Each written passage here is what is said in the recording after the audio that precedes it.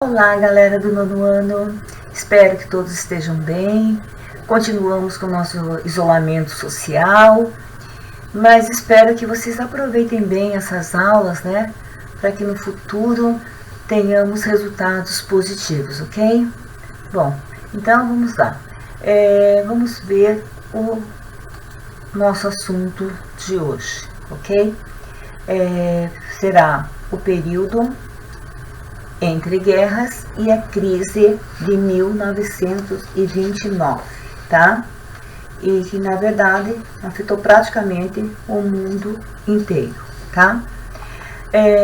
Em seguida, nós vamos ver o que nós vamos estudar na aula de hoje. Nós vamos estudar economia estadunidense após a Grande Guerra, a quebra da Bolsa de Valores de Nova York, a Grande Depressão, New Deal, Brasil, a crise do café, tá? Eu vou colocar aqui, né, a imagem de Henry Ford e daí vou falar da economia estadunidense após a guerra, ok? Então vamos lá. Em 1914, quando a guerra teve início, os Estados Unidos eram importantes parceiros comerciais dos europeus, tá? Eles forneciam boa parte dos produtos agrícolas consumidos no continente. Quando a Grande Guerra iniciou, grande parte da mão de obra industrial europeia foram para os campos de batalha, acabando com o crescimento desse setor. Então, a alternativa encontrada para suprir a demanda por produtos industrializados, né, como armas e munições, foi importar de países que não estavam diretamente envolvidos no conflito. Por exemplo, Estados Unidos, ok?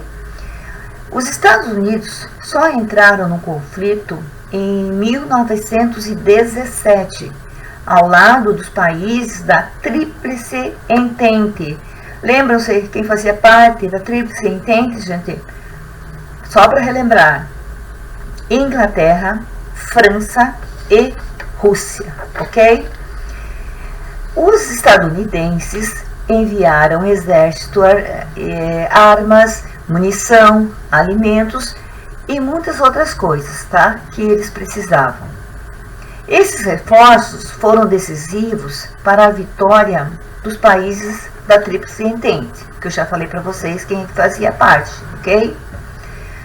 Quando foram feitos os acordos de paz ao final do conflito, os Estados Unidos foram beneficiados. Os Estados Unidos enviou uma boa parte de verbas para financiar a reconstrução da Europa, assim,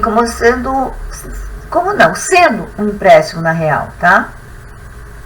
A Alemanha, que foi derrotada no conflito, foi um dos países que mais recebeu empréstimos. Havia uma crise generalizada na Europa, tá? E após a guerra, né, essa crise foi logo após a guerra, ok? Isso dificultou o pagamento dessas dívidas. Os juros se tornavam cada vez maiores e as dívidas mais difíceis de serem pagas. Como consequência disso, os Estados Unidos se tornaram os maiores credores mundiais e um dos países mais ricos do mundo, ok? Os Estados Unidos havia enriquecido, tá? Então, nós já sabemos isso.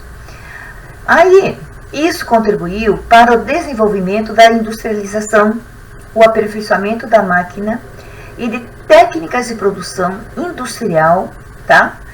Aí eles estavam já no desenvolvimento, ok?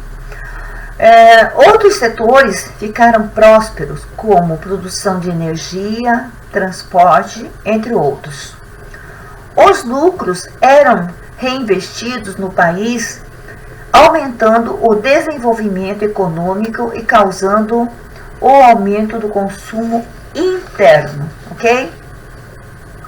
O intenso processo de industrialização estadunidense trouxe crescimento econômico com queda da inflação e desemprego, tá? Em uma sociedade sem inflação e com emprego, as pessoas compravam mais, incentivadas pelas facilidades de se ter crédito. Então, assim, é aquela história, né? Tem crédito, começa a comprar, né? Desordenadamente. Aqueles produtos de consumo que até então eram acessíveis apenas às pessoas mais ricas, como carros, geladeiras, telefones e outras coisas mais, né? Ficou mais acessível para a classe média. Foi o período de euforia. Todo mundo queria comprar. Como tinha grande oferta de mercadorias, o povo consumia mais, né? E mais, e mais, e mais. Na década de 1920, essa sociedade passou a ser conhecida como a sociedade do consumo, tá? Assim como outras, né, outras cidades do Ocidente, tá? Outras sociedades do Ocidente, melhor dizendo.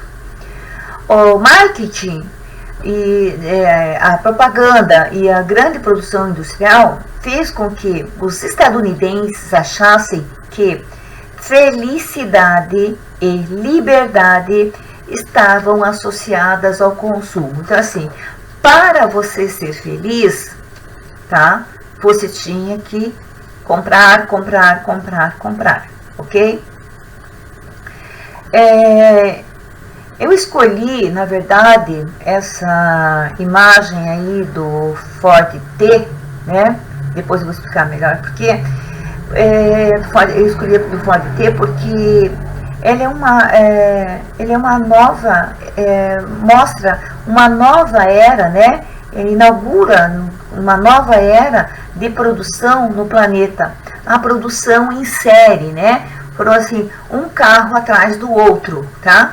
Então, assim, a indústria automobilística consolidou-se nos Estados Unidos na década de 1920, ok? O Ford T, esse que vocês estão vendo nessa imagem que eu coloquei para vocês aí, né? Modelo que popularizou a invenção, foi produzido entre os anos de 1908 e 1927. Grande invenção feita pelo engenheiro mecânico Henry Ford.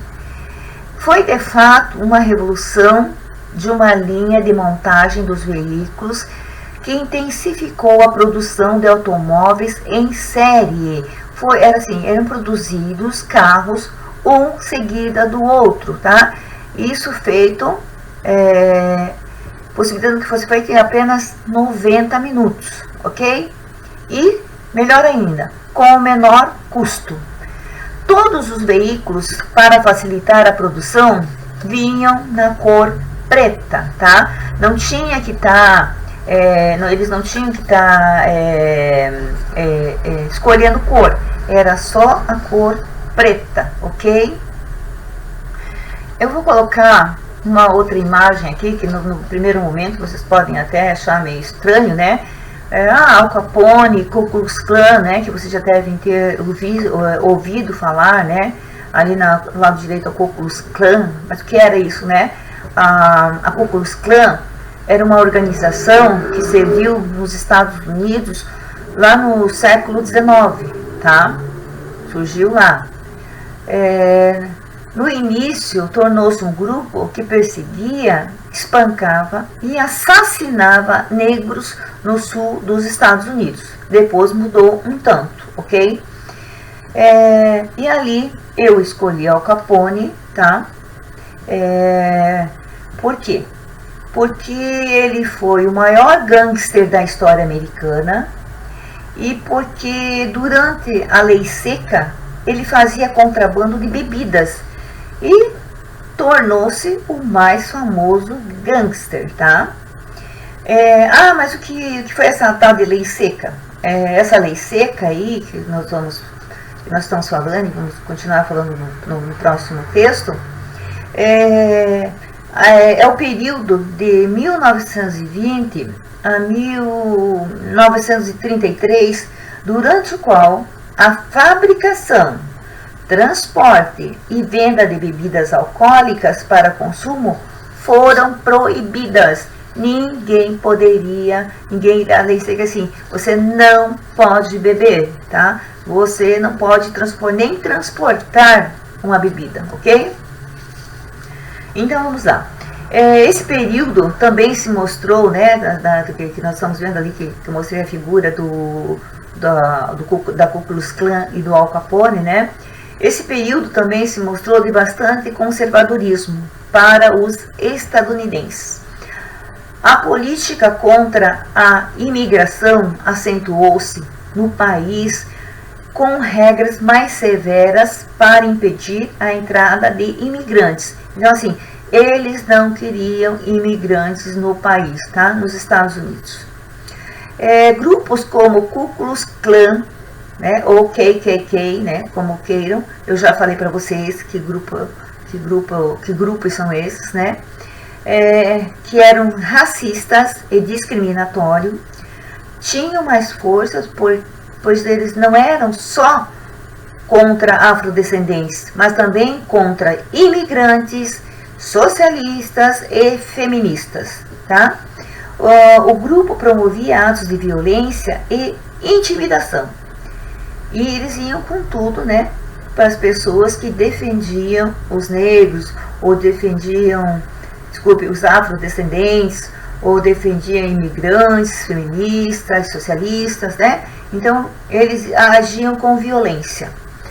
Além disso, a lei seca, instituída em 1920, proibia o consumo e a fabricação de bebidas alcoólicas no país, gerando um amplo mercado negro, tá? Porque ninguém parou de fabricar, ninguém parou de vender, tá? Por quê? Porque eles tinham muito lucro com as bebidas alcoólicas, tá?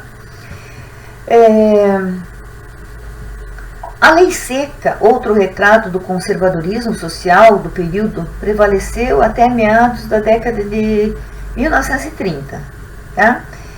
Essa imagem de riqueza e desenvolvimento exagerado que existia nos Estados Unidos não era real. Por quê? A riqueza que existia nesse período não eram todos que tinham acesso. Os trabalhadores ainda recebiam salários baixos e os sindicatos estavam enfraquecidos, o que favorecia a ação dos empresários. Havia ainda intensa atividade especulatória ligada à bolsa de valores e ao mercado financeiro, tá? Só para voltar ali, o Al Capone, né, que vocês estão vendo aí na imagem, ele foi um homem de negócios, digamos assim, tá? E um gangster ítalo-americano. Foi líder de um grupo criminoso que contrabandeava bebidas e realizava outras atividades ilícitas durante a lei seca que vigorou nos Estados Unidos nas décadas de 1920 e 1930. Foi o maior expoente da máfia americana, tá? Já na década de 1920, nos Estados Unidos, havia um clima de otimismo por conta do crescente desenvolvimento econômico.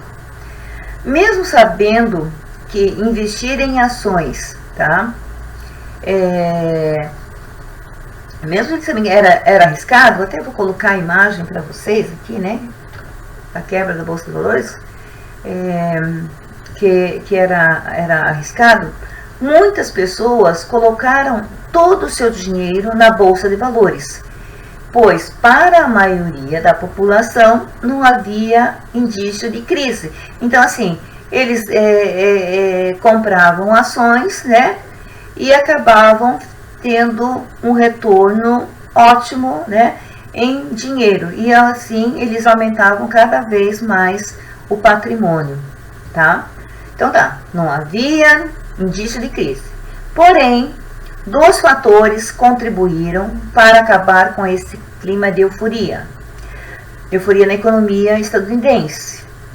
Primeiro, o fim da dependência dos países europeus em relação ao capital estadunidense, que pode-se afirmar que, apesar das dificuldades, tá, os países europeus foram aos poucos reconstruindo suas economias, retomando seu desenvolvimento industrial. Por essa razão, houve diminuição da compra de produtos industrializados estadunidenses. Então, assim, como os países estavam se recuperando e eles começaram, né, a ter um crescimento dentro do seu próprio país, eles não precisavam mais estar importando produtos estadunidenses, ok? Outro fator que também contribuiu para que acabasse o clima de euforia na economia estadunidense foi o enfraquecimento do mercado interno. Nos Estados Unidos, a classe média consumia muito, tá? Mas a classe dos trabalhadores urbanos, pequenos agricultores e pequenos comerciantes não consumiam como a classe média. Houve queda nas exportações e no consumo.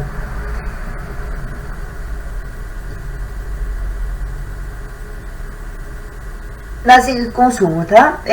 As indústrias estadunidenses continuaram a produzir, porque elas achavam que a economia ia reaquecer, né? Mas isso não aconteceu. Eles tinham muitas mercadorias nas lojas e tanto comerciantes como os industriais não tiveram mais tanto lucro assim, ok? Automaticamente tiveram que demitir funcionários, tá? Algumas pessoas que investiram em ações dessas empresas tiveram prejuízo, tá? Não foi inevitável acontecer isso. Tudo isso contribuiu para reduzir o consumo e, consequentemente, desvalorizar ainda mais as ações, gerando mais desemprego ainda. Então, assim, se não tinha ninguém consumindo, né, não vendiam a mercadoria e as indústrias não tinham as suas ações elevadas, ok?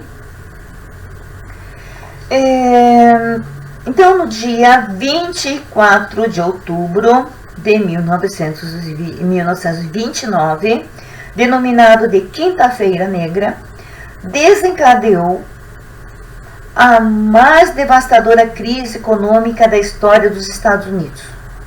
Nesse dia, o grande lote de ações à venda na Bolsa de Valores de Nova York não encontrou compradores. Não apareceu, né? Na Bolsa de Valores não apareceu ninguém para comprar ações de indústrias nenhuma, de empresas nenhuma, tá? Os investidores, prevendo períodos de baixa ainda maiores, colocaram seus lotes de ações à venda, na esperança de se desfazerem delas, né? Assim, na esperança que aparecesse alguém, né? E comprasse pelo menos algumas ações, enquanto tinham algum valor. Só que não apareceu ninguém, né? Havia muitas ações à venda, colaborando assim para a desvalorização ainda maior, pois não havia compradores. ok? Muitos cidadãos estadunidenses ficaram em pânico, pois haviam perdido a poupança de uma vida inteira, todo o dinheiro, né, que estava guardado, porque daí você pegava, você vendia um bem e já ia comprar ações para você triplicar, né, quadruplicar até esse dinheiro, né?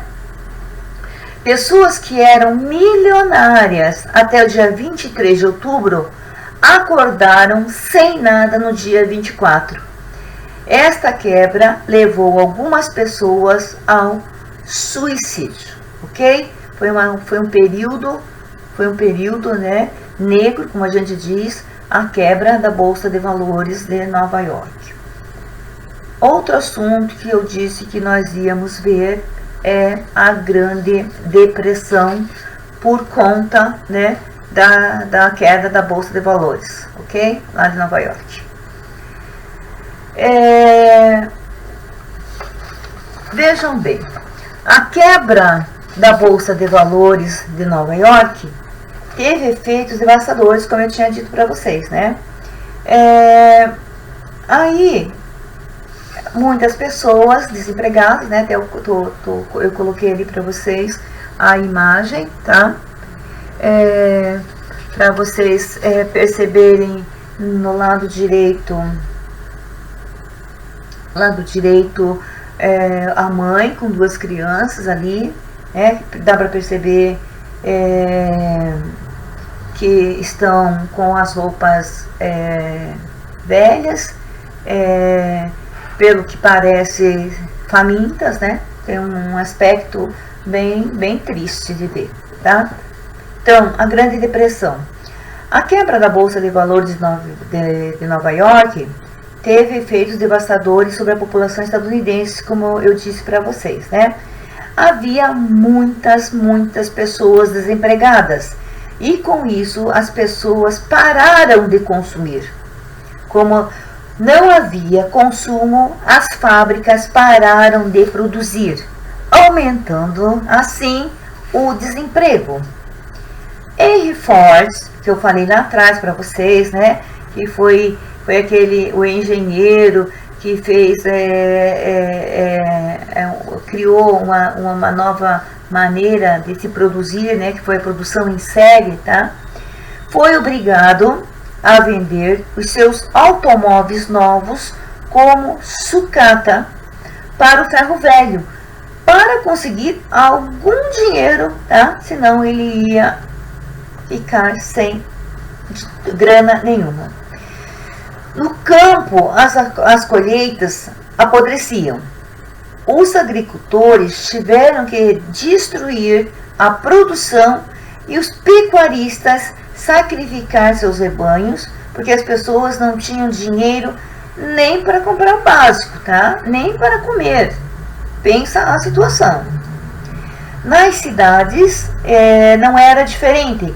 Havia muita miséria e desespero por parte das pessoas. Foi uma tragédia, né? Então, a Grande Depressão, tá? Vamos para um outro assunto que eu disse que nós íamos ver ainda hoje, tá? New Deal, tá? New Deal. A crise nos Estados Unidos se arrastou por anos e ficou pior com o tempo o desemprego no país, né? Ficou ainda, se já havia desemprego, pense, aumentou muito mais. Os economistas e a população acreditavam que a responsabilidade pela crise era do governo. Por que do governo? Porque o governo não tomou nenhuma atitude para controlar a intensa especulação financeira e a produção exagerada. Então, o governo estava vendo que estavam produzindo e acabou não fazendo nada. Aí aconteceu, né, a depressão. Eles achavam que se os Estados Unidos tivessem interferido na economia no início da crise, o caos poderia ser evitado, tá? A crise colocou em discussão o liberalismo econômico e serviu como motivo para a implantação de políticas estatais de intervenção direta na economia, ok? Em 1932, teve início nos Estados Unidos uma nova postura do governo sobre a economia. Era ano de eleições, pense, eleições presidenciais. Estavam na disputa pelo cargo Herbert Hoover, pelo Partido Republicano, e Franklin Delano Roosevelt, ou somente Roosevelt, pelo Partido Democrata. Hoover queria a reeleição e acreditava que o mercado se autorregularia. E Roosevelt, que era governador do estado de Nova York, prometia adotar uma postura intervencionista em relação à economia, né? No caso, ele como presidente ia intervir na economia para reerguer o país e evitar uma nova crise, tá? O vitorioso foi Roosevelt, que marcou uma nova fase na história estadunidense, tá? Desculpe, gente.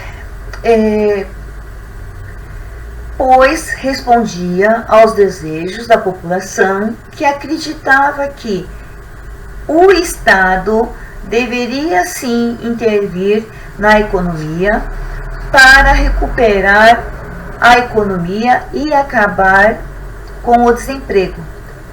O presidente Roosevelt e sua equipe iniciaram um plano de recuperação à economia, ok? Chamado de New Deal, ou seja, novos rumos. Isso a partir de 1933. O governo tinha como prioridade o auxílio social, que era a recuperação da economia e as mudanças na política que permitiriam o fim da Grande Depressão. A primeira medida tomada por Roosevelt foi o estabelecimento de regras para a produção de bens e alimentos, sobretudo nos setores com maior quantidade de excedentes, agricultura, petróleo e carvão. Para evitar a falta ou desvalorização desses produtos, eram determinadas as quantidades a serem produzidas, como também os valores pelos quais deveriam ser comercializados. Ok? Roosevelt realizou uma política de empréstimos aos fazendeiros, cujas propriedades haviam sido hipotecadas durante a crise, com o objetivo que permanecessem no campo e voltassem a produzir alimentos. O mercado de trabalho urbano foi regulamentado, ok? Estabeleceram, deixa eu ter, antes disso, colocar uma imagem aqui que eu gostaria que vocês vissem, né? Para mostrar que as coisas melhoraram para os trabalhadores, tá? Voltando lá, então. Salários mínimos, né, que eu tinha falado já, e jornadas máximas para o trabalhador, a proibição do trabalho infantil nas fábricas.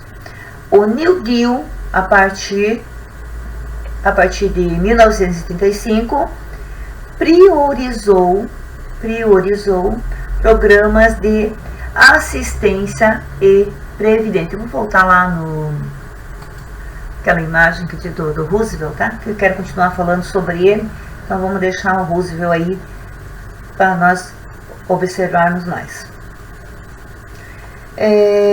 Que tinha como função amparar os trabalhadores nos casos de doença, desemprego, tá? Eu estou me referindo aos programas de assistência e previdência social, tá? Eram eles que tinham função de amparar os trabalhadores. Quando eles estivessem doentes, né? desemprego, quando a pessoa estivesse desempregada, né? E aposentadoria. O objetivo era evitar que eles ficassem completamente sem renda, tá? Foi somente em 1938 que a legislação garantiu salários mínimos e o limite de jornada de trabalho. Nem todos os setores da sociedade estadunidense receberam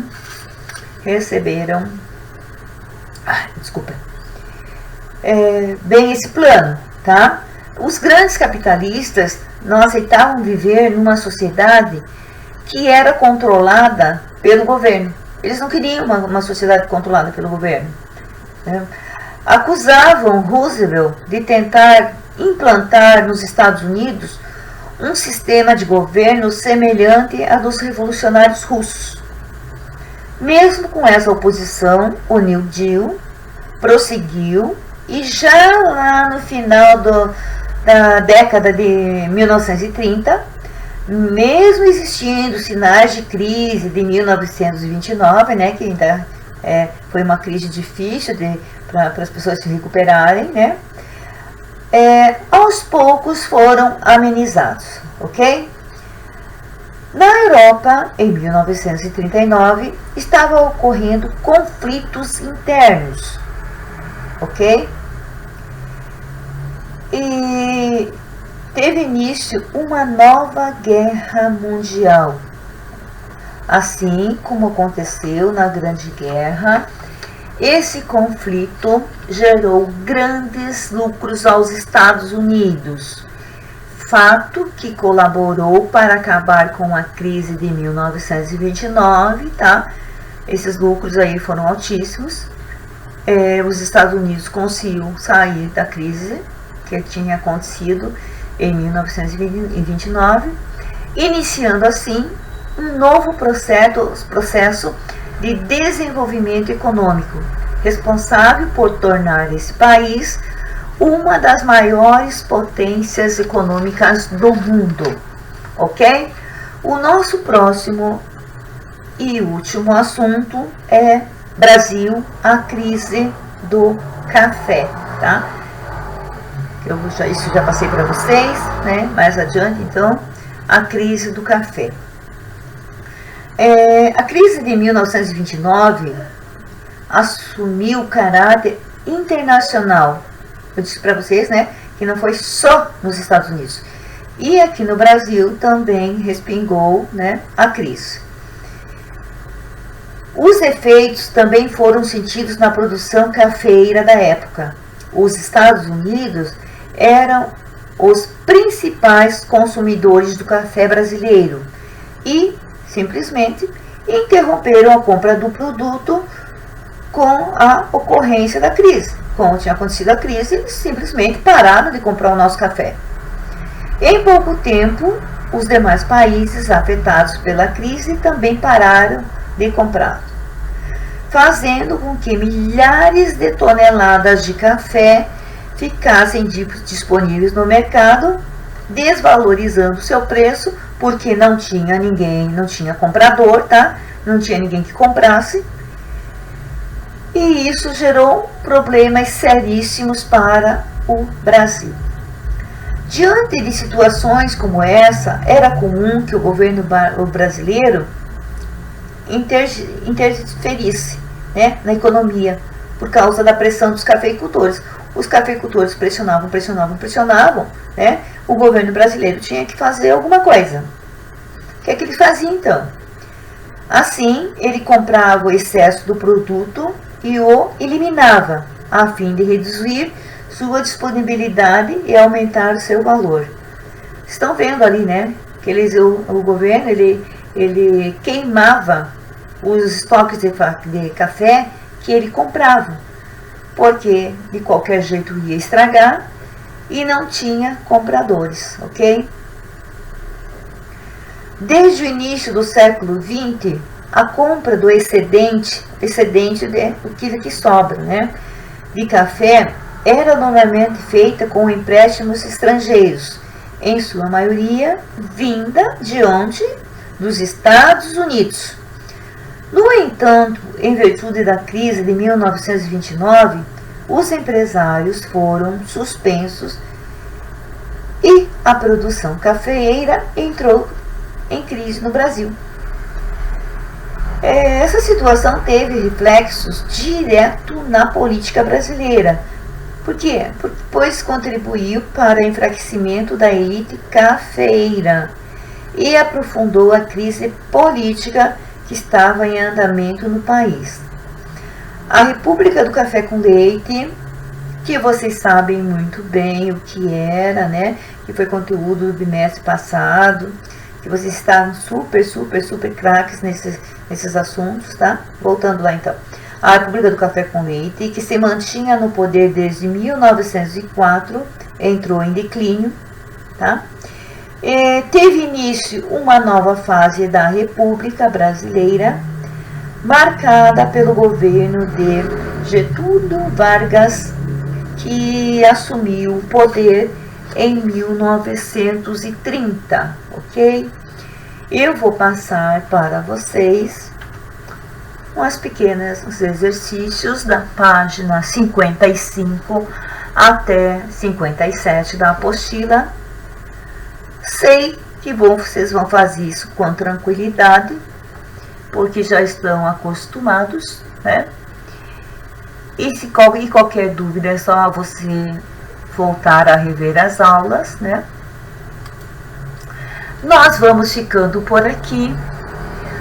Espero que vocês estejam com bastante vontade de aprender, porque são assuntos novos, interessantes e que vocês vão precisar, né, lá na frente. Então, assim, não são assuntos difíceis, é só a questão de vocês prestarem atenção, ok? E até a próxima aula. Estou ainda com muitas saudades de vocês, tá? Beijo, galera. Beijos. Até semana que vem, ok?